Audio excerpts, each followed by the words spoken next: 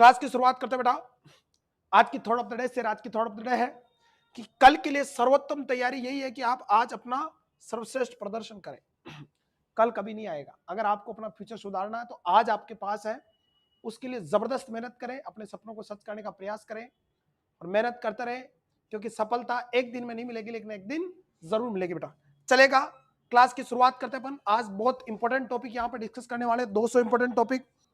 चलिएगा बच्चों, very important सिफर्ट्स formula सबके बारे में जानेंगे, बहुत कुछ नया आपको सीखने मिलने वाला है। पहला क्वेश्चन आज का आपकी स्क्रीन पे बच्चों, जल्दी से कमेंट कीजिएगा। Yes, 30 year old woman has had a 2 term birth. 30 year की ओल्ड वुमन है, उसके पास 2 टर्म बेबी हो चुके हैं। Very important. 1 प्रीटर्म बर्थ है, 1 मिसकैरियज है। हर जीटीपीएल स्कोर क्या रहेगा बेटा, वेरी वेरी इंपॉर्टेंट। उसका गटपाल स्कोर क्या रहेगा बच्चों। 30 ईयर की ओल्ड वुमन है, हैज ए 2 टर्म बर्थ, यानी 2 ऑलरेडी बेबी टर्म बर्थ हुई है, 1 प्रीटर्म बर्थ हुई है, 1 मिसकैरेज हुआ। उसका गटपाल कितना होगा बेटा। तो जीटीपीएल स्कोर क्या बेटा, वेरी इंपॉर्टेंट। गटपाल स्कोर जो आपका यहाँ G4 बेटा है, ग्रेविडा। G4 क्या है, gravida. Gravida means number of pregnancy, number of pregnancy. कितनी बार प्रेग्नेंट हुई, चाहे वो एक दिन ही प्रेग्नेंट हुई, चाहे पूरे 9 महीने तक प्रेग्नेंट रही, या रनिंग प्रेगनेंसी, ये सब ग्रेविडा में काउंट होगा। Are you getting me. एक होती है प्राइमरी ग्रेविडा, वो वुमन जो एक time pregnant, single time pregnant हुई, प्राइमरी ग्रेविडा कहलाती है। एक होती है मल्टी ग्रेविडा। बताइए मल्टी ग्रेविडा कितनी बार। और एक होती है ग्रांड मल्टी ग्रेविडा। बताइए बच्चों। और एक होती है newly gravida. What is the newly gravida, which never pregnant. जो कभी प्रेग्नेंट हुई that is the newly gravida, जो एक बार प्रेग्नेंट हुई that is the primary gravida. What is the multi gravida and grand multi gravida, comment कीजिएगा बच्चों। Gravida और मल्टी ग्रेविडा क्या है, कमेंट में कंजूस नहीं, धमाधम जवाब दीजिएगा आप, जवाब में कंजूस नहीं बच्चों। यस, प्राइमरी ग्रेविडा एक बार जो प्रेग्नेंट हुई, 2 और 3 बार जो लेडीज प्रेग्नेंट हुई that is known as multi gravida, and 4 बार या उससे ज्यादा बार जो प्रेग्नेंट हुई लेडीज, वो क्या कहलाती है, grand gravida. Are you get my point. तो प्राइमरी ग्रेविडा एक बार प्रेग्नेंट होगी, मल्टी ग्रेविडा 2 या 3 बार जो प्रेग्नेंट हुई वुमन, जो 4 बार या उससे ज्यादा, 4 या उससे ज्यादा, 4 या greater than equal to 4, that is the grand multi gravida. जो कभी प्रेग्नेंट हुई that is the newly gravida. एक तो जी होता है, एक होता है बेटा पी। P4 होता है पेरिटी। P4 क्या होता है, पेरिटी। हियर क्या है, number of previous pregnancy, number of previous pregnancy which cross the period of viability, which cross the period of viability, very important। Number of, running नहीं है बेटा, अंडरलाइन कर लेना, प्रीवियस प्रेगनेंसी है जिसने वायबिलिटी पीरियड क्रॉस कर दिया, that is known as very very important parity. Clear है। और इंडिया के अंदर बेटा पेरिटी जो माना जाता है वो बेटा 22 वीक से ज्यादा, या वेट कितने 500 ग्राम से ज्यादा पेरिटी माना जाता है, जबकि दूसरे डेवलप वर्ल्ड के अंदर 20 वीक और 500 ग्राम वेट से ज्यादा आपका पेरिटी माना जाता है बेटा। तो अपन बात करें न्यूली पेरिटी। न्यूली पेरिया कौन है बेटा, never cross the period of viability, never cross the period of viability. एक क्या है, प्राइमरी पेरा, सिंगल टाइम, एक टाइम प्रीवियस प्रेगनेंसी आपका, प्रीवियस आपका वायबिलिटी पीरियड को क्रॉस कर चुके हैं, सिंगल टाइम। क्लियर है। एक होता है मल्टीपेरा, 2 या 3 बार आपका क्या हो चुकी है बेटा, पेरिटी पीरियड को, यानी प्रीवियस आपका वैलिडिटी पीरियड को क्रॉस कर चुकी है। और एक होता है ग्रांट पेरा, ग्रांड पेरिटी, ग्रांड मल्टीपेरा, क्या माय पॉइंट, जो 4 बार या उससे ज्यादा आपका बेटा पीरियड ऑफ वायबिलिटी को क्रॉस कर चुकी है। रनिंग प्रेगनेंसी मान लो 36 वीक की है तो भी वो पेरा में काउंट नहीं होगी, क्योंकि डेफिनेशन क्या कहलाती है, प्रीवियस प्रेगनेंसी। पर अपन जो गटपाल करते हैं उसमें पेरिटी यूज नहीं करते, अपन यूज करते हैं बेटा प्रीटर्म। क्या यूज करते हैं, प्रीटर्म। प्रीटर्म मतलब प्रेगनेंसी जो 37 वीक से लेस हो, 37 वीक या 259 दिन से, लेस देन 259 डेज से कम हो, इस तरह की प्रेगनेंसी क्या कहलाती है बच्चों, वेरी इंपॉर्टेंट, प्रीटर्म कहलाती है। क्लियर। पी A4 यहां पे क्या है बेटा, अबॉर्शन है। क्या है, अबॉर्शन है। और अबॉर्शन जो है बेटा वेरी वेरी इंपॉर्टेंट, ये अबॉर्शन क्या है बेटा, 20 वीक्स, और वेट कितने से कम, आपका बेटा 500 ग्राम से कम क्या कहलाता है, दैट इज अबॉर्शन कहलाता है। आज बात में वो जो तुम 24 वीक पढ़ते हो that is the MTP time, वो एमटीपी का टाइम, एमटीपी के तहत 24 वीक तक अबॉर्शन करा सकते हैं अपन, ध्यान रखना। लेकिन नॉर्मल अबॉर्शन क्या, spontaneous loss of foetus before 20 week of gestation and weight is less than 500 gram is known as abortion. आप 24 वीक जो कहते हो that is the MTP time है, मॉडिफाइड एमटीपी टाइम है बेटा। और GTPAL, L for number of live baby, number of live baby के number बेटा, जो अभी करंट में लाइव बेबी कितने हैं उनको क्या बोलते हैं अपन, आपका एल बोलते हैं बेटा। तो यहाँ घटपाल में G for gravida, P for preterm, A for abortion, L for loves, GT. अरे और टर्म कौन हो गया, very important, T for term है। टर्म प्रेगनेंसी वो जो 37 से लेकर 42 वीक के दौरान जो डिलीवरी हुई वो टर्म प्रेगनेंसी कहलाती है। तो अपन जो घटपाल असेसमेंट कर रहे हैं बच्चों, घटपाल के अंदर ग्रेविडा, टर्म, प्रीटर्म, अबॉर्शन और लाइव चारों देखते हैं। तो ये वुमन है 30 साल की, यहाँ पे अभी करंट में कोई प्रेगनेंसी की हिस्ट्री नहीं है, तो पुरानी हिस्ट्री देखेंगे। और हेड का मतलब हो चुकी है, अभी करंट में प्रेग्नेंट नहीं है। तो आपकी बार के 2 बार तो उसने टर्म बेबी को दिया, तो 2 बार तो ग्रेविडा यहाँ हो गई, प्लस 1 बार प्रीटर्म को दिया तो 1 बार यहाँ हो गई ग्रेविडा, और 1 बार मिसकैरेज हो गया, तो ग्रेविडा तो कितने हो गए, ग्रेविडा बराबर 4 हो गए। क्लियर है। टर्म कितने हैं, तो टर्म बराबर हो गए 2। प्रीटर्म कितना है, यहाँ पे प्रीटर्म 0 है, कोई प्रीटर्म नहीं दर्शाया गया है। और अबॉर्शन मिसकैरेज 1 दिखाया गया है। और लाइव कितने हैं बच्चों अभी, तो लाइव कितना है बेटा, लाइव आपका 2 तो ये और 1 प्रीटर्म वाला ये जिंदा है, तो 3। तो ग्रेविडा 3 है, टर्म कितनी है 2, प्रीटर्म 1 है, अबॉर्शन 1 और लाइव टोटल 3 है। तो राइट आंसर क्या जाएगा ए, क्या जाएगा A. This is the GTPAL assessment. कौन सा assessment, GTPAL, A is the right answer. सभी का आंसर सही है बेटा, और ये हर एग्जाम में आपका क्वेश्चन आता बेटा। क्लियर है बच्चों। नेक्स्ट देखिएगा, ए 35 year old woman has had 3 term birth, यानी ग्रेविडा उसके 3 एक हुए, प्लस 1 प्रीटर्म बर्थ, एक और ये हो गया, एंड 2 मिसकैरेज, 2 ये मिसकैरेज हो गए, तो ग्रेविडा तो हो गए टोटल 6। क्लियर है। फिर अपन बात करते हैं बेटा टर्म की, टर्म में भी 3 है आरी बास में, फिर प्रीटर्म कितने हैं 1, अबॉर्शन कितना है 2, लाइव कितने हो गए, टर्म प्लस प्रीटर्म बराबर लाइव है, तो लाइव कितने हैं 4। तो बताओ आपका ग्रेविडा 6 है, टर्म 3 है, प्रीटर्म 1 और लाइव कितने हैं 4, और अबॉर्शन कितने हैं 2।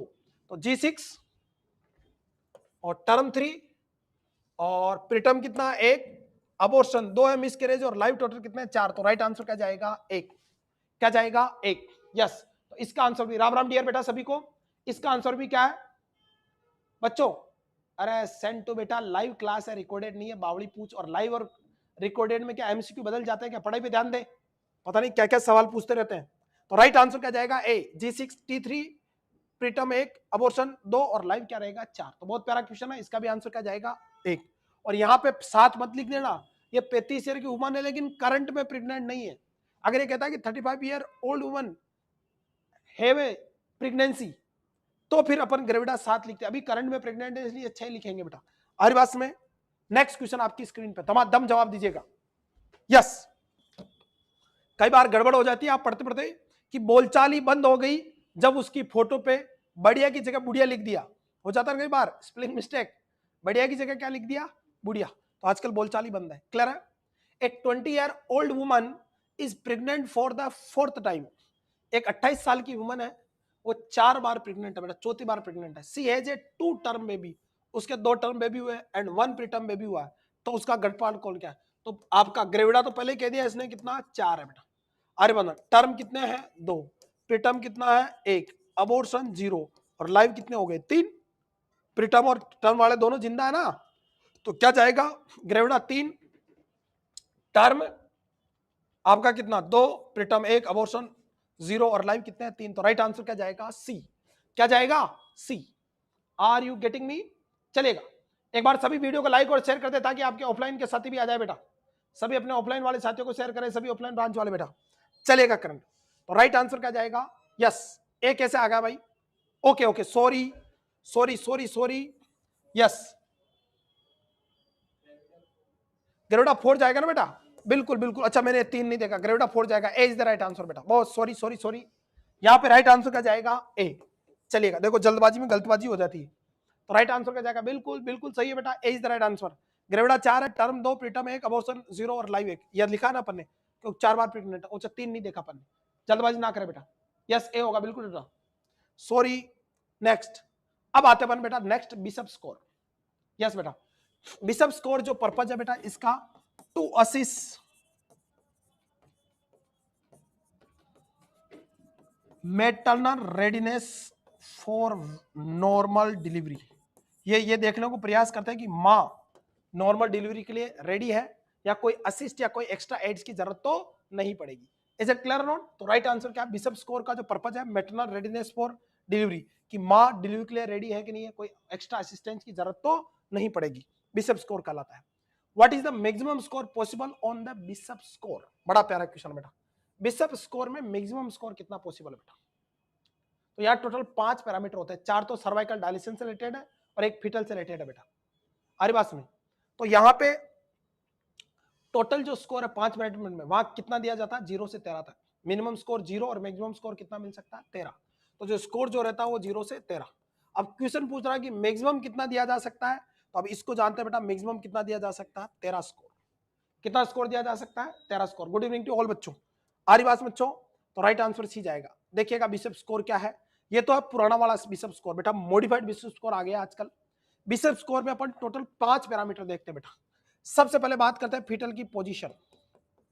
फीटल की पोजीशन कि जो फीटल का हेड है, देखिएगा बेटा फीटल का जो हेड है वो कहां पे है, आपको दिख रही है इमेज? देखिएगा बच्चों, ये आपका कौन है? इनलेट से बेटा, पेल्विक की इनलेट या कैविटी है। यहां पे इस तरह से एक बोन निकली होती है, उसको बोलते हैं इस्चियल स्पाइन। और जब इस्चियल स्पाइन को अपन बोलते हैं स्टेशन 0। क्या बोलते हैं? स्टेशन 0। तो जो आपका जो कैविटी है आपकी पेल्विक की, उसके अंदर जो इस्चियल स्पाइन है उसको स्टेशन 0 बोलते हैं। क्या बोलते हैं? स्टेशन 0। क्लियर है? अब यहाँ पे टोटल 5 पैरामीटर देखते हैं, जो 4 तो रिलेटेड है किससे? सर्विक्स से, और एक है फीटस से रिलेटेड। सबसे पहले बात करते हैं फीटस की पोजीशन, कि फीटस की जो पोजीशन है वो इस्चियल स्पाइन से पीछे है कि आगे है, या इस्चियल स्पाइन पे? अगर इस्चियल स्पाइन से पहले यानी माइनस में है तो ये पोस्टीरियर पोजीशन हो गई। आरी बात में क्लियर? अगर इस्चियल स्पाइन पे है तो इंटरमीडिएट पोजीशन होगी, और इस्चियल स्पाइन से नीचे प्लस में है तो क्या कहेंगे? एंट्री पोजीशन है। This the fetal position. Next, cervix की कंसिस्टेंसी देखेंगे, सर्विक्स का गाढ़ापन देखेंगे बेटा। क्या देखेंगे? सर्विक्स की कंसिस्टेंसी। अगर सर्विक्स, अगर आपने देखा कि सर्विक्स अगर फर्म है, यानी अभी सर्विक्स डायलेट होना स्टार्ट नहीं हुआ है, अरिबास में, तो 0 नंबर देंगे। क्या नंबर देंगे? 0। सर्विक्स हल्का सा सॉफ्ट हो गया, इंटरमीडिएट है, तो कितना नंबर दोगे? 1। और सर्विक्स अगर सॉफ्ट है तो नंबर कितने दोगे? 2। यानी सर्विक्स सॉफ्ट हो गया, और आपको बता कि at the time of term आपका सर्विक्स कैसा होता है? लिप ऑफ माउथ की तरह होता है, जबकि नॉन प्रेग्नेंट कैसा होता है? टिप ऑफ नोज की तरह। तो यहाँ पे लिप ऑफ माउथ की तरह सॉफ्ट हो गया तो कितना नंबर दोगे? 2। तो जो पोजीशन और सर्विक्स की जो कंसिस्टेंसी है, ये दोनों एक ऐसे पैरामीटर है जिसमें 0 से 2 तक ही नंबर मिलते हैं, तीसरा नंबर नहीं होता है। यहाँ पे तीसरा पैरामीटर होता ही नहीं है बेटा। नेक्स्ट बात करते हैं अपन इफेसमेंट की। इफेसमेंट का मतलब क्या होता है? कि taking up of A cervix and merge in low return segment. Cervix ऊपर की तरफ जाएगा और लो रिटर्न सेगमेंट में मर्ज हो जाएगा, इसका क्या बोलते हैं? इफेसमेंट। तो जो सर्विक्स का इफेसमेंट अगर 0 से 30% तक हुआ है तो कितना नंबर दोगे? 0 नंबर बेटा। अगर सर्विक्स क्या है 31 से 50% तक इफेस हुआ तो कितना नंबर दोगे? 1 नंबर। 51 से 80% तक इफेस हुआ तो 2 नंबर। और अगर 80% से ज्यादा इफेस है, यानी सर्विक्स ऑलमोस्ट लो रिटर्न सेगमेंट में चला गया, तो कितना नंबर दोगे?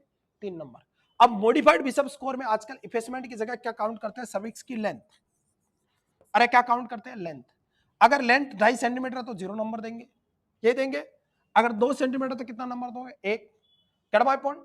अगर 1 सेंटीमीटर है तो 2, और अगर 0 सेंटीमीटर हो गई सर्विक्स की लेंथ तो कितना नंबर देंगे? कितना नंबर दोगे? 3 नंबर। अब मॉडिफाइड बिशप स्कोर में सर्वाइकल इफेसमेंट की जगह कौन शामिल हो गया? अरे कौन शामिल हो गया प्यारों? लेंथ शामिल हो गई, ये थोड़ा ध्यान रखना बेटा। को डाउट है? आपका मॉडिफाइड बिशप स्कोर में इफेसमेंट की जगह क्या शामिल होगी? लेंथ। अगर सर्वाइकल लेंथ 2.5 सेंटीमीटर यानी सर्विक्स अभी भी डायलेट होना शुरू नहीं हुआ तो आप नंबर दोगे 2.5, सॉरी 0 नंबर दोगे। 2.5 सेंटीमीटर अगर है तो। अगर 2 सेंटीमीटर रह गया तो 1 नंबर दोगे। अगर इफेसमेंट 1 सेंटीमीटर है तो 2 नंबर दोगे। और 0 सेंटीमीटर हो गया आपका लेंथ, यानी सर्विक्स पूरी तरह से डायलेट हो गया तो आपको 3 नंबर देना बेटा। नेक्स्ट बात करते हैं डायलेशन ऑफ द सर्विक्स। अगर सर्विक्स 0 सेंटीमीटर डायलेट हो तो कितना नंबर दोगे? 0 नंबर। अगर 1 से 2 सेंटीमीटर डायलेट है तो 1 नंबर दोगे। अगर 3 से 4 सेंटीमीटर डायलेट है तो 2 नंबर दोगे। और अगर 5 सेंटीमीटर से ज्यादा है तो माँ सर्विक्स डायलेट हो रहा है, यानी माँ डिलीवरी के लिए रेडी हो रही है, तो आप 3 नंबर दोगे। जितना स्कोर ज्यादा मिलेगा उतना ही माँ क्या बनेगी? डिलीवरी के लिए रेडी होगी बेटा। फीटल के स्टेशन की बात कर सकते हैं। फीटल अगर -4 पे है या -3 पे है तो कितना नंबर दोगे? 0 नंबर। यानी अगर बोथ ischial स्पाइन से 4 सेंटीमीटर ऊपर या 3 सेंटीमीटर ऊपर है तो कितना नंबर दोगे? 0। अगर फीटस का हेड -2 पे है तो कितना नंबर दोगे? 1। फीटस का एक -1 या 0 पे यानी ischial स्पाइन में आ गया तो 2 नंबर। और अगर +1 या +2 1 या 2 सेंटीमीटर नीचे आ गया ischial स्पाइन से आपका तो स्टेशन 0 से तो आपका क्या दोगे बेटा? 3 नंबर दोगे। तो टोटल कितने पैरामीटर है? 5 पैरामीटर, जिसमें से स्कोर मिलता है 0 से 13 तक। कितना? 0 से 13 तक बेटा। आ रही बात में? क्लियर? अगर स्कोर 0 से 4 मिलता तो नॉट रेडी, मां डिलीवरी के लिए रेडी नहीं है। अगर 5 से 9 के बीच बन रहा है तो mother is ready, mother ready है लेकिन सम प्रॉब्लम है, थोड़ी हल्की फुल्की कोई दिक्कत है, या 9 या उससे ज्यादा है तो नॉर्मल डिलीवरी करा सकते हो, वेजन डिलीवरी पॉसिबल है। तो टोटल 5 पैरामीटर अपन यहां पे देख रहे हैं बच्चों। कितने पैरामीटर? 5 पैरामीटर। किससे रिलेटेड? बिशप स्कोर से रिलेटेड। क्लियर है? ध्यान रखना, एक तो फिटल की पोजीशन, एक कंसिस्टेंसी, एक लेंथ, एक डायलेशन और एक फिटल का स्टेशन। 0 से 13 स्कोर मिलेगा। 0 से 4 केस का मतलब है मां नॉर्मल डिलीवरी नहीं करा सकती, सिजेरियन से कराए बेटा। यस, चले आगे। इसके अलावा अगर 5 से 9 स्कोर है तो मदर रेडी फॉर डिलीवरी है बेटा, और अगर 9 या उससे ज्यादा तो डिलीवरी पर कुछ प्रॉब्लम है 5 से 9 में, 9 से ज्यादा तो फुली रेडी है, वेजाइनल डिलीवरी करा सकते हो आप। अब क्वेश्चन देखिएगा बेटा, ए पेशेंट है bishop score of 4, bishop score 4 है, what would the best appropriate next step? क्या नेक्स्ट स्टेप रहेगा? 4 है बेटा, 0 से 4 में नो डिलीवरी, सीधे करानी पड़ सकती है। Proceed with the induction of labour, perform cervical sweep, schedule follow up appointment of the 1 week, या रिकमेंडेड सर्वाइकल रिपनिंग एजेंट। बताइए क्या करोगे? बहुत प्यारा क्वेश्चन है बेटा। यस, भगवती पटेल, भार्गवी पटेल। बेटा लेंथ का मतलब सर्विक्स का टोटल लेंथ, टोटल लेंथ कितने है सर्विक्स की? 2.5 सेंटीमीटर 2.5 सेंटीमीटर। अगर सर्विक्स अभी भी 2.5 सेंटीमीटर डायलेट है, इसका मतलब सर्विक्स डायलेट नहीं हो रहा, डायलेट नहीं होगा, डिलीवरी कैसे होगी? तो 2.5 सेंटीमीटर तो स्कोर 0 दोगे, 2 सेंटीमीटर है तो क्या दोगे? 1 सेंटीमीटर लेंथ रहेगी तो क्या दोगे? 2 नंबर, और 0 सेंटीमीटर लेंथ रहेगी यानी सर्विक्स पूरी तरह से डायलेट होगा, 3 नंबर दोगे, वहां रेडी है डिलीवरी के लिए। इज इट क्लियर और नॉट? बताइए बच्चों, पेशेंट का बिशप स्कोर 4 है तो नेक्स्ट एक्शन क्या रहेगा? बड़ा प्यारा क्वेश्चन है बच्चों, दिमाग से जवाब दीजिएगा, कमेंट में कंजूस नहीं आपकी तरफ से, और वीडियो को लाइक और शेयर करना नहीं भूले बेटा, दिमाग से। यस यस,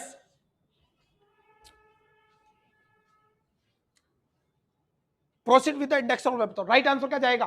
बेस्ट आंसर जाएगा बेटा, वेरी इंपॉर्टेंट। 4 स्कोर है, अब नॉर्मल डिलीवरी आपका पॉसिबल नहीं है तो आप क्या करो? सर्विक्स को डायलेट करो डिलीवरी के, तो आप क्या करोगे? Recommend cervical ripening agent, cervical ripening agent like prostaglandin,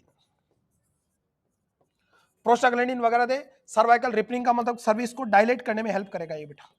किस में हेल्प करेगा? सर्विक्स को डायलेट करने में हेल्प करेगा। So D is the right answer. बिल्कुल अंकित, एग्री विद यू बेटा, D is the right answer, बिल्कुल राइट जवाब है बेटा। So D is the right answer बच्चों। नेक्स्ट क्वेश्चन आपकी स्क्रीन पे चलेगा, जवाब दीजिएगा दिमाग से, चलेगा बच्चों। A patient has a Bishop score of 8, what does the indicate? Bishop score 8 है बेटा, 8 का मतलब अगर 5 से 9 के बीच में है तो मां रेडी है डिलीवरी के लिए, ready for delivery, mother is ready for delivery, but some problem, लेकिन कुछ थोड़ी सी समस्या आ रही है। आ रही बात में? कुछ थोड़ी सी समस्या आ रही है, बताओ क्या रहेगा यहाँ पे answer? The cervix is unfavourable for the induction, the cervix is moderately favourable for the induction, the cervix is very favourable for the induction, या cervix is ripe and ready for the labour. Ready for the labour का greater than equal to 9 पे। आ रही बात में? Cervix is very favourable, almost तैयार है, लेकिन हल्की फुल्की क्या है? समस्या है। बड़ा प्यारा क्वेश्चन है बेटा, B is not answer, C is the right answer बच्चों। Yes, C is the right answer बच्चों, वेरी इंपॉर्टेंट। बिल्कुल, अगर 8 आया तो 5 से 9 के बीच में रेडी है पर कुछ प्रॉब्लम है, तो इसका मतलब वेरी फेवरेबल है, मां तैयार है, काफी हद तक तैयार है मां डिलीवरी कराने के लिए, लेकिन थोड़ी बहुत हल्की फुल्की समस्या, वेरी फेवरेबल है। और अगर रेडी है तो क्या दोगे? 9 या उससे ज्यादा। Gate my point? चलेगा, बड़ा प्यारा क्वेश्चन आपकी स्क्रीन पे बताओ, चलेगा, वेरी इंपॉर्टेंट। यस, एक बार सभी वीडियो को बेटा लाइक कर दे, आप शेयर कर दे आपके स्टेटस वगैरह पे। चलिएगा, विच of the following component is not part of the bishop score? कौन सा कंपोनेंट बिशप स्कोर का पार्ट नहीं है? बताइए बेटा। Cervical dilation, cervical replacement, cervical consistency, या फेटल हार्ट रेट? सिंपल सा क्वेश्चन है, फेटल हार्ट रेट आपका किसका बच्चों? बिशप स्कोर का पार्ट नहीं है, सिंपल सा क्वेश्चन है। क्लियर बच्चों? 5 पैरामीटर देते हैं, 4 सर्वाइकल से रिलेटेड और 1 फिटल से related, 1 cervical dilation, 1 cervical length, cervical consistency, foetal की पोजीशन, और क्या, pattern readiness. Get my point? So D is the right answer. Next बात करते हैं बेटा modifier early warning score. Next अपन बात करते हैं एक नया स्कोर आपको बताता हूं, that is the modified early warning score. ये जो बेटा ट्रोमा के केस है या जो पेशेंट क्रोनिक पेशेंट है उनमें मोर्टालिटी को देखने के लिए, मोर्टालिटी क्या है उनकी रिकवरी को चेक करने के लिए अपन क्या करते हैं, नया स्कोर चेक करते हैं, modified early warning score, MEWS। क्या कहलाता है ये? MEWS मॉडिफाइड आपका कौन सा अर्ली वार्निंग स्कोर। देखिएगा बेटा क्वेश्चन आपकी स्क्रीन पे, which of the following parameter is not included in the MEWS। MEWS में कौन सा पैरामीटर इंक्लूड नहीं है बताइए बच्चों। बहुत इंपॉर्टेंट क्वेश्चन है। कई बार क्या होता है चीजें काम की नहीं होती है तो भी पढ़ लेना चाहिए, क्योंकि एग्जाम में कहीं से भी क्वेश्चन पूछा जा सकता है। होता नहीं होता है, कुछ चीजें अपन नहीं मानते लेकिन हो जाता है। अरे बात सुनो, एक दिन राहुल नाखून काट रहा था बृहस्पतिवार के दिन, गुरुवार के दिन, तो उसकी दादी ने मना किया कि आप नाखून मत काटो। तो उसने ध्यान नहीं दिया कि ये क्या ढकोसला है, ये तो सब अंधभक्ति है, अंधापन है, अंधविश्वास है। वो नाखून काटता रहा। थोड़ी देर बाद में उसके दादाजी आए। दादाजी ने बोला कि बृहस्पतिवार है, गुरुवार का दिन है आपका, वेडनेसडे, आप मत काटो, क्या नाखून मत काटो। अरे समझ रहे मेरी बात? तो राहुल चिल्ला के बोला कि क्या दादाजी आप भी पुराने ख्याल को, गुरुवार के दिन नाखून काटने से क्या होता है? तो दादाजी ने ज्ञान दिया कि बेटा अगर गुरुवार को नाखून काट लोगे तो शुक्रवार और शनिवार को बियर की बोतल और चकड़ा खोलने में क्या रहेगी, दिक्कत रहेगी, क्योंकि नाखून चाहिए ना। इसलिए कुछ चीजें तुरंत राहुल ने क्या दादाजी के कदम चूम लिए बेटा। तो कुछ चीजें ज्ञान की होती है। चलिएगा नेक्स्ट देखिएगा, चलेगा। विच of the following parameter is not include in the MEWS। MEWS में क्या शामिल नहीं है? पहला systolic blood pressure, heart rate, respiratory rate, oxygen saturation या ग्लासगो कोमा स्केल। तो ग्लासगो कोमा स्केल शामिल नहीं है बेटा, ई। बाकी सब कुछ शामिल है।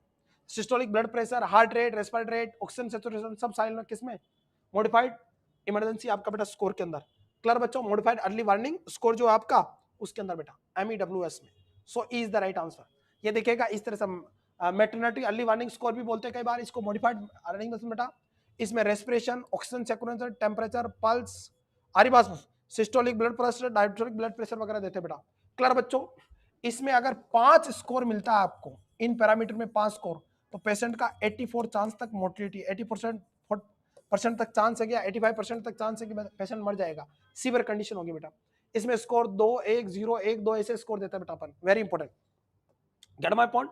ये देखिएगा फिजियोलॉजिकल पैरामीटर देखते हैं, जैसे रेस्पिरेटरी रेट, आरिबास में 3, 2, 1 आपका 86%, 10%, इस तरह से पैरामीटर देखते हैं आपका। सिस्टोलिक बीपी इनको देख के ज्यादा डीप में नहीं जाना, पर आपका बेटा मोर्टिलिटी का वार्निंग स्कोर है बेटा। यस, राम राम डियर बेटा, सभी को नमस्कार।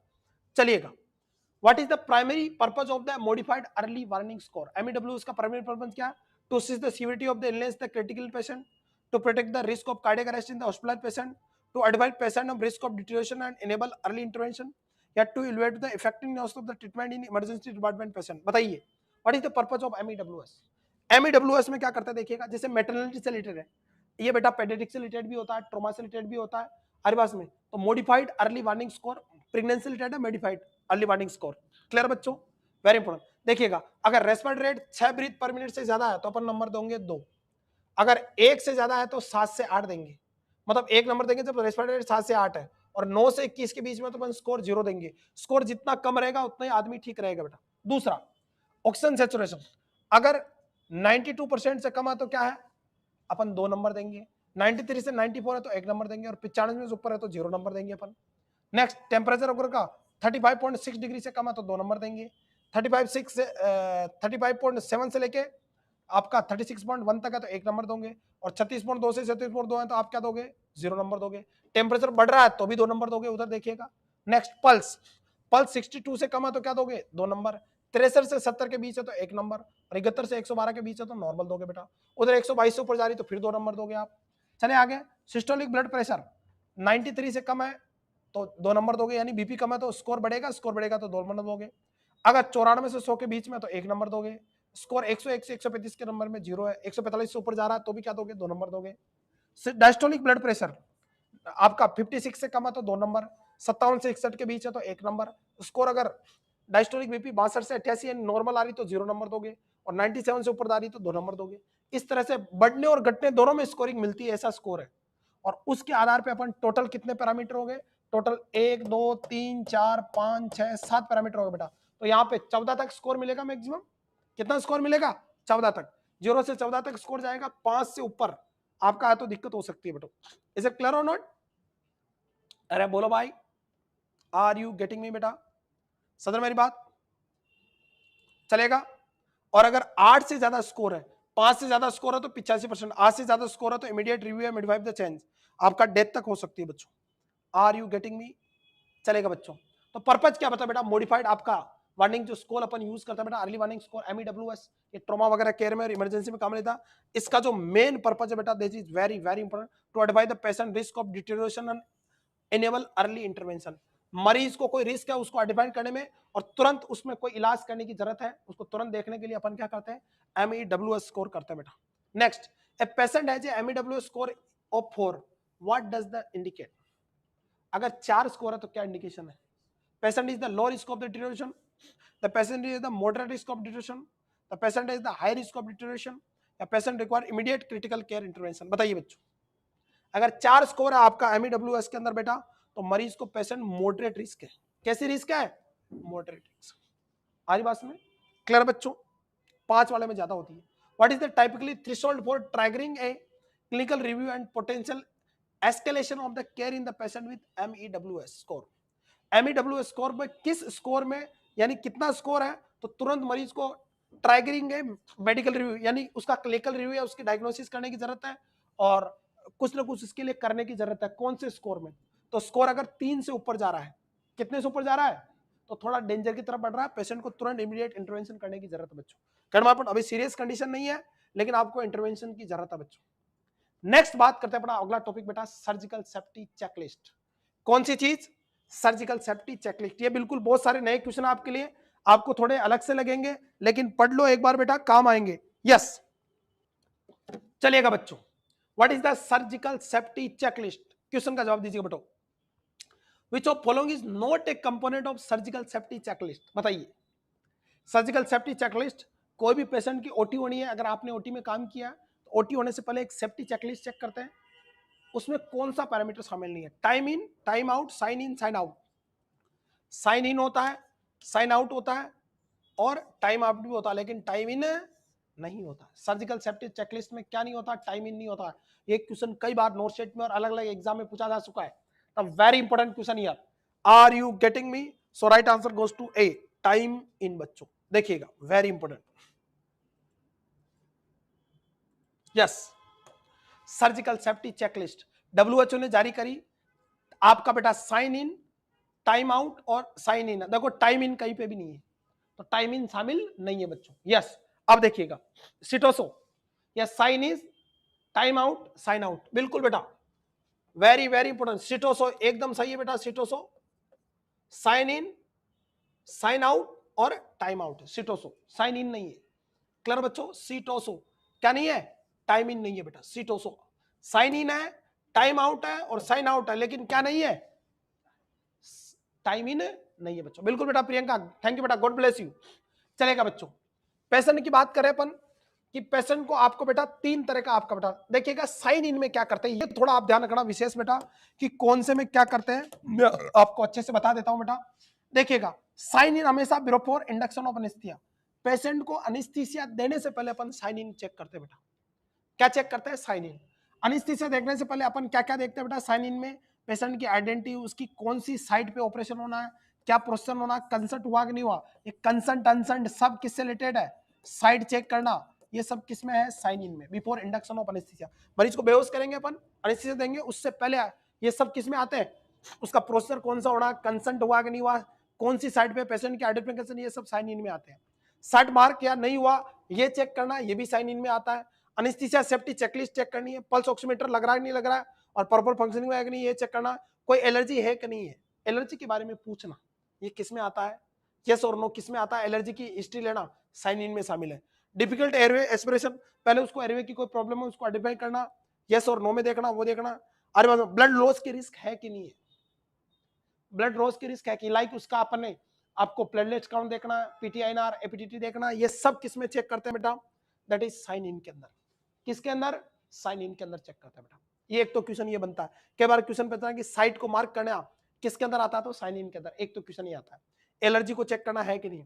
दूसरा होता है बेटा, आपने सारा चेक कर लिया, मरीज सही है, अब मरीज को क्या दोगे, आपने एनेस्थीसिया भी दे दिया, अब आप क्या करोगे, इंसिजन लगाओगे, कट लगाओगे सर्जरी करने के लिए, तो बिफोर स्किन इंसिजन। ये भी ध्यान रखना, साइन इन किससे, बिफोर एनेस्थीसिया देने से पहले। ओटी पे आ गया, टेबल पे मरीज, लेकिन अभी एनेस्थीसिया नहीं दिया, उससे पहले सारा चेकअप करेंगे। यहाँ पे मरीज ओटी टेबल पे है, एनेस्थीसिया दे दिया, अब आप कट लगाने वाले हो, एनेस्थीसिया का इफेक्ट आ गया 2-3 मिनट बाद में, आप कट लगाने वाले हो बिफोर स्किन इंसिजन। यहाँ पे क्या कहते, वापस कंफर्म करना सारे मेंबर को, सबका एक दूसरों का वर्बल इंट्रोडक्शन करना कि ये नर्सिंग स्टाफ है, इसका नाम है, ये डॉक्टर का ये नाम है, फलाना फलाना।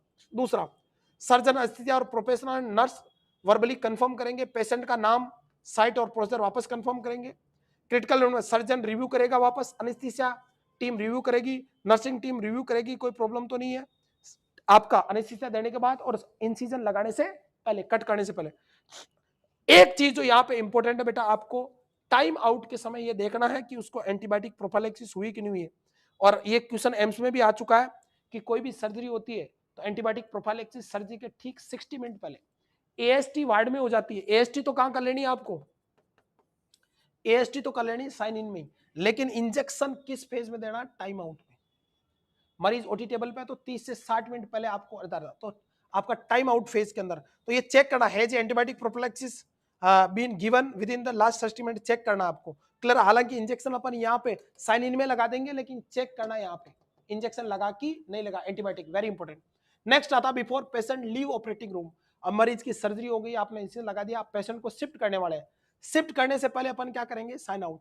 यहाँ पे क्या क्या चेक करेंगे बेटा, तो पेशेंट का नाम और रिकॉर्ड और प्रोसीजर वापस चेक करेंगे, आरे पास में कंसल्ट सारा चेक करेंगे अपन आरे पास में। इसके अलावा अपन आइटम काउंट करेंगे जो अपन ने, देखिएगा यहाँ पे सारे के सारे आपके ऑपरेशन के सामान चेक करने हैं, सारे रेडी है कि नहीं है, यहाँ पे भी चेक करने हैं। लेकिन अब पेशेंट का ऑपरेशन खत्म हो गया, तो जितने आपने ऑपरेशन में गोज पीस लिए, स्पंज लिए, आर्टरीज रही है, फोर्सेप्स लिए, वो सारी अवेलेबल है कि नहीं है, उतनी है कि नहीं। कई बार क्या पेशेंट के अंदर ही रह जाती है, तो पेशेंट को शिफ्ट करने से पहले सारे आइटम्स को काउंट करना, इवन स्पंज भी किटी के रखते हैं वहां पे। How the specimen is labelled, specimen label है कि नहीं, वेरी इंपॉर्टेंट, स्पेसिमेन को लेबल करना और उसको तुरंत आपको क्या करना है, पेशेंट का नाम करके पेशेंट को लैब में पहुंचाना, ये भी साइन आउट में है। Whether there is any equipment problem to be address, कोई इक्विपमेंट में प्रॉब्लम तो नहीं आई है। Surgeon anaesthesia and professional and nurse review the key concern for the recovery and management of this patient, ये किसमें आएगा, साइन आउट में। तो आपका specimen labelling, item counting post op में, अरे बात, और before patient leave the room, ये सब किसमें आता है, साउंड आउट में। तो टोटल अपन यहाँ पे बेटा 3, साइन इन है, टाइम आउट है और साइन आउट है। सीटोसो साइन इन, टाइम आउट और साइन आउट है, बट टाइम इन नहीं है। Are you getting me, these are the surgical safety checklist बच्चों। अब देखिएगा question, what is the primary purpose of the surgical safety checklist, main purpose क्या बेटा surgical safety checklist का, बताइए, क्वेश्चन का जवाब दीजिएगा।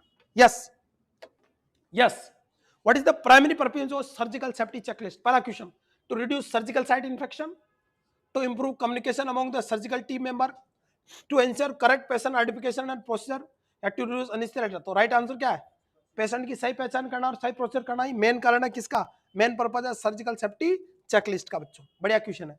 विच of the following is the component of the sign in phase of the surgical safety checklist, sign in पहली phase है, before given the anaesthesia, तो क्या शामिल है आपको, बिफोर गिवन एनेस्थीसिया, याद आ रहा है साइन इन में, एनेस्थीसिया देने से पहले confirm the patient identification procedure, ये कंफर्म करना है। Review the anaesthesia plan and equipment, equipment आपका बेटा रिव्यू किस में करना है, किसके अंदर, सेकंड फेज में, बिफोर टाइम इन में, टाइम इन तो होता ही नहीं है, टाइम आउट में, क्लियर है। Verification of the surgical site marking या review of the patient allergy and medication, बताइए। यस बताइए, साइन इन में बताइए बेटो, ये रहा साइन इन में कौन सा कंपोनेंट नहीं है, देखो साइन इन की बात करा कि कौन सा कंपोनेंट है, बताइए मेन कंपोनेंट कौन सा, प्रायोरिटी देना आपको इनमें से। यस, कुछ सी दे रहे हैं तो कुछ डी दे रहे हैं, राइट आंसर बताओ। तो राइट आंसर जाएगा बेटा very important, confirmation of the patient identity and procedure, priority किसको देंगे, एक को। अरे बता, रिव्यू एंड प्लान को रिव्यू करना आप आगे भी बढ़ा सकते हैं, हालांकि इसमें भी करते हैं। Verification of surgical site marking, इसमें कंफर्म पेशेंट आईडी और प्रोसीजर आपको हो गया ना, इसी में आ गया। Review the patient allergy and medication, ये मोस्टली सेकंड में करते हैं अपन। Get my point? चलिएगा बेटा, A is the right answer. During which phase of the surgical safety checklist the surgical site mark, surgical site किस में मार्क होती है? तो मोस्टली मार्क होती है बेटा साइन इन में। हालांकि देखो ये क्वेश्चन आपको कंफ्यूज कर देगा, यहां पे भी देखिएगा, यहां पे भी क्या, verification of surgical site mark, verification नहीं करना, मार्क करना है यहाँ पे वेरीफाई नहीं करना, क्या करना है, मार्क करना साइन इन के अंदर। किसके अंदर? साइन इन में। तो अपन मार्किंग करते हैं, वेरीफाई तो अपन नेक्स्ट करते हैं अगली फेज में। तो आपको सर्जिकल साइट मार्क, जो सेफ्टी चेक में सर्जिकल साइट मार्क जो करते हैं वो साइन इन में करते हैं। किस में करते हैं? साइन इन के अंदर बेटा, very important. Which of the following is the component of the sign out phase of the surgical safety checklist? Sign out का कौन सा कंपोनेंट है? यस, बहुत बढ़िया जवाब बेटा, बहुत बढ़िया बहुत बढ़िया बहुत बढ़िया। चलिएगा, yes, which of the following is the component of sign out phase of the surgical safety? Sign out कौन सा? साइन आउट कौन सा होता है? पेशेंट का वार्ड में शिफ्ट या पोस्ट एनेस्थेटिक में करने से पहले, दैट इज कौन सा है? Sign out. Review the surgical count and instrument verification, confirm the patient identification and procedure, review the anaesthesia plant and equipment, या verification of the surgical site marking. ये तो पहले हो जाएगा, क्या जाएगा answer? Review of the surgical count, यानी जो भी आइटम लिए उनका काउंट करना है, इंस्ट्रूमेंट का वेरिफिकेशन करना है, आपको लेबल करना है, क्या करना है? स्पेसिमेन को लेबल करके लैब में भेजना है। ये सब किस में आएगा? आपका साइन आउट में बेटा। What is the purpose of time out phase of the surgical safety checklist? Time out phase का पर्पज क्या है? यस बच्चों, लास्ट वाला आफ्टर ओटी। यस बेटा श्री,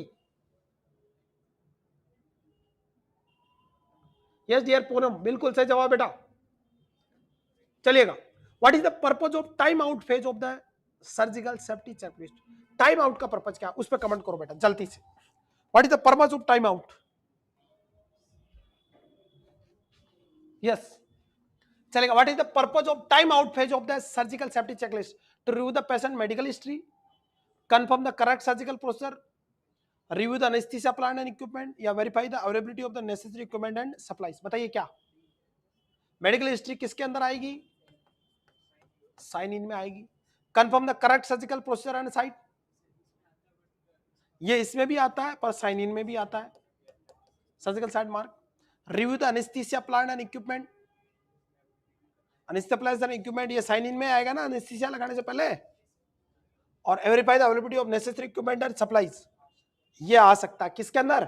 टाइम आउट में। तो राइट आंसर क्या जाएगा? ये आ सकता है, लेकिन प्रायोरिटी इसको दी बिल्कुल। Confirm the correct surgical site and procedure and site.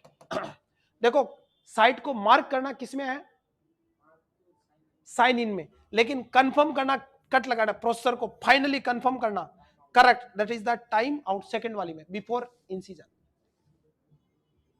Yes, B is the right answer बेटा। क्लियर है? Verify the availability of necessary equipment, ये किस में कर लेते हैं अपन? साइन इन में कर लेते हैं। थोड़ा बहुत अपन साइन आउट, टाइम आउट में भी करते हैं, लेकिन प्रायोरिटी इसमें देंगे अपन साइन इन में। तो बाकी सब साइन इन वाले हैं, ये मेन कौन सा है? साइन इन के साथ साथ ये मेनली आपका टाइम आउट वाला मामला है बेटा। So B is the right answer बेटा। करेक्ट, एकदम फाइनल करेक्ट करना, B is the right answer. चले आगे बच्चों। यस, नेक्स्ट देखिए बेटा, विच फॉर्मूला। क्वेश्चन क्या बनेगा कि विच फॉर्मूला किस में काम में आता है? नए कुछ आपको मैं क्वेश्चन बताता हूं। What is the which formula? देखिएगा, which formula is used to estimate which of the following fetal parameter. बताइए विच फॉर्मूला। बड़ा प्यारा क्वेश्चन है, जवाब दीजिएगा। विच फॉर्मूला किस में काम में लिया जाता है बच्चों? यस, बढ़िया क्वेश्चन है। क्वेश्चन कई बार टफ पड़ते हैं लेकिन सुपरफिशियल आ जाता है। अब एक बार मेरे दोस्त को कॉलर फोन आया यहाँ से, मोबाइल वालों से, कंपनी वालों से, और उधर से एक सुंदर सी कन्या का मधुर सी आवाज आई कि हम तेरा बिन रह नहीं सकते, तेरे बिना वजूद मेरा। तो लड़का खुशी के मारे रो पड़ा और बोला कि आप कौन बोल रहे हो? उसने कहा कि हमें आपसे प्यार है। तो उसने बोला कि आप बोल कौन रहे हो, आपके लिए जान हाजिर है। थोड़ी देर बाद उधर से कंप्यूटर से आवाज आई, इस गाने को कॉलर ट्यून बनाने के लिए 8 दबाए। तो कई बार गड़बड़ हो जाती है ना। यस बच्चों, प्रियंका चलेगा, जवाब दीजिएगा।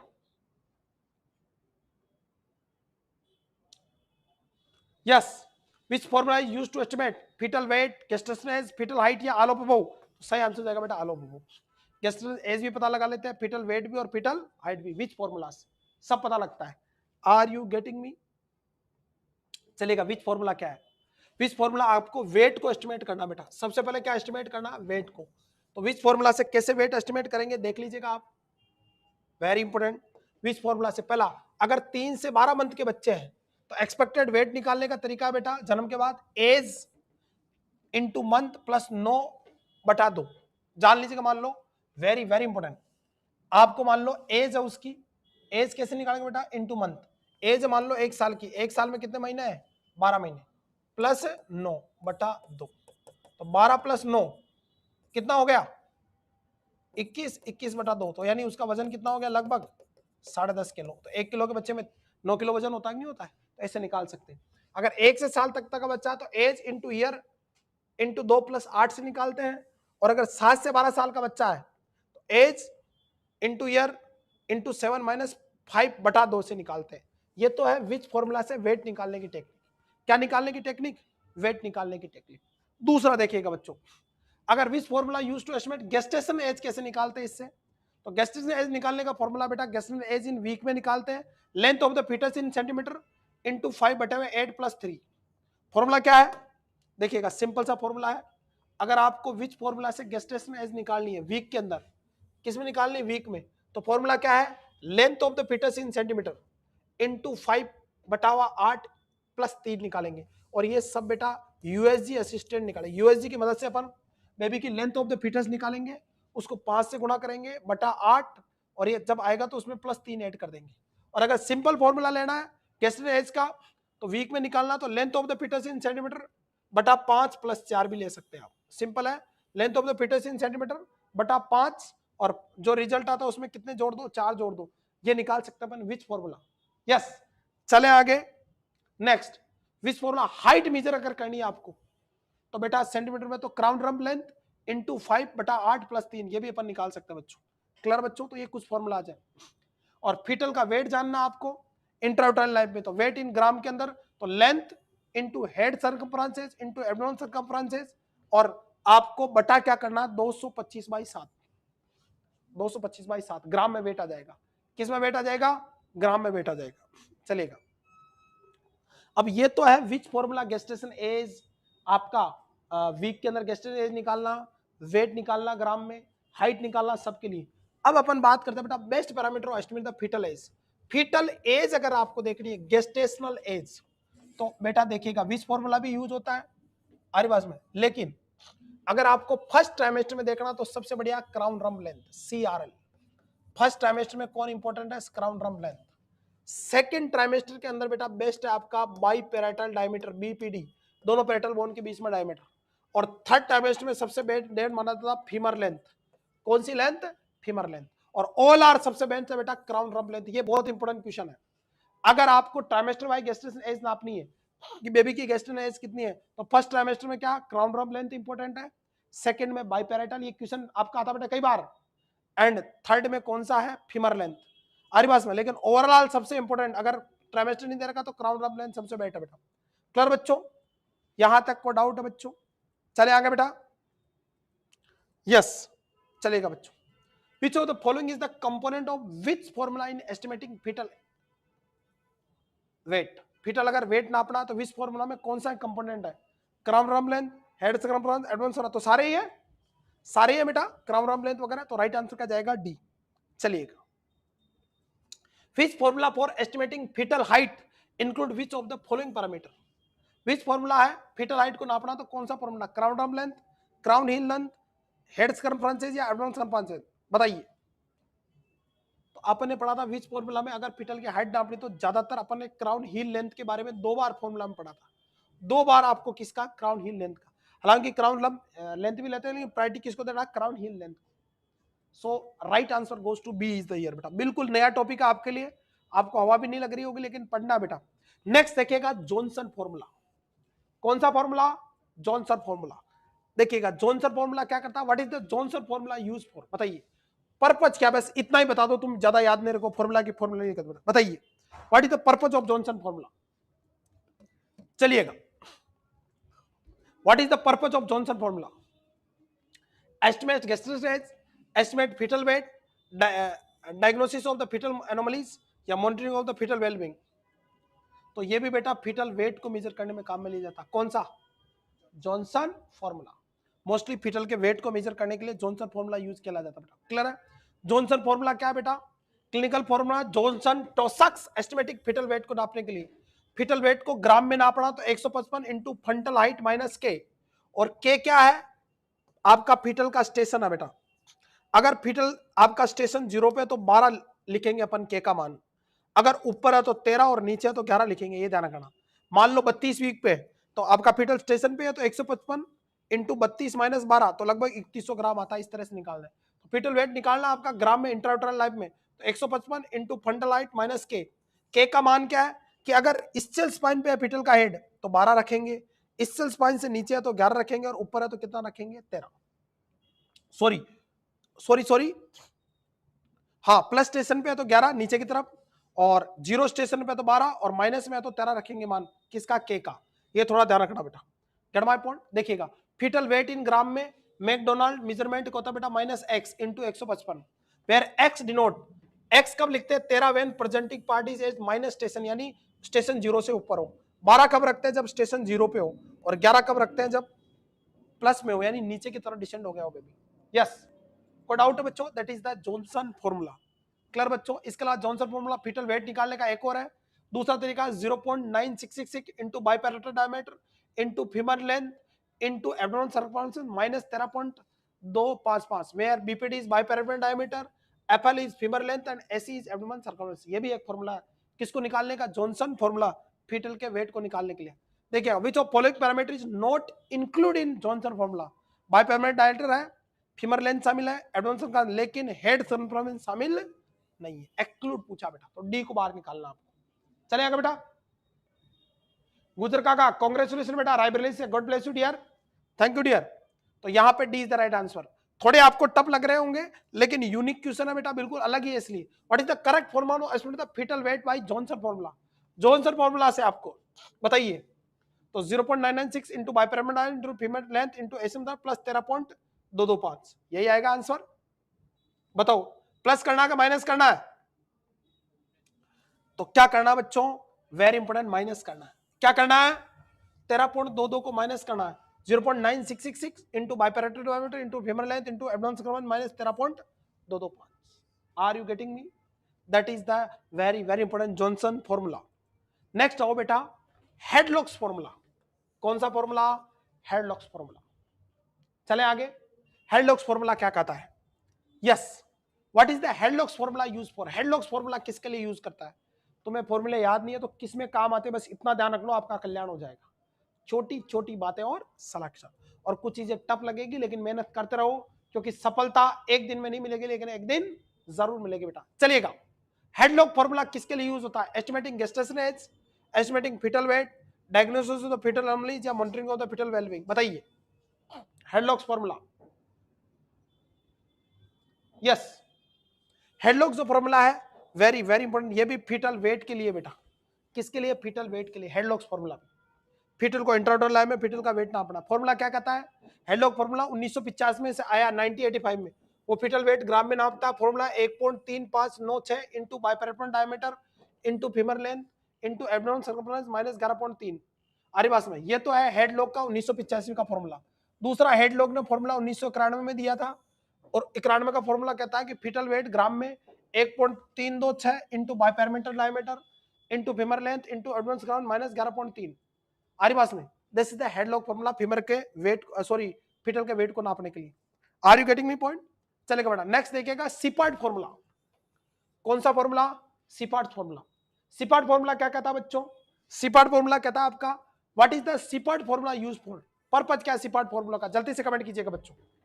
Yes yes Yogi, what is the Shepard formula use for? Estimating the gestational age, estimating the fetal weight, diagnosis of the fetal anomalies, या मॉनिटरिंग। सेम क्वेश्चन है। तो ये आपका जो बेटा सिपार्ट फॉर्मूला, ये भी फीटल के वेट को मेजर करने में यूज लिया जाता है। यस, चले आगे बेटा, बस ध्यान रखना कि ये फॉर्मूला किस काम के लिए आते हैं, फॉर्मूला क्या है याद होगा ना, कोई इंपॉर्टेंट नहीं है बेटा। कैसे मेजर करते हैं फॉर्मूला बेटा? Very very important. 200 important topic की क्लास चल रही है, उसमें मैं आपको कुछ नया पढ़ाने वाला हूँ इस साल। जितना मुझे टाइम पड़ेगा मैक्सिमम आपको मैं टॉपिक कराने की कोशिश करूंगा एग्जाम से पहले बेटा। यस, थैंक यू डियर बेटा योगी। CPAT formula is used to estimate fetal weight.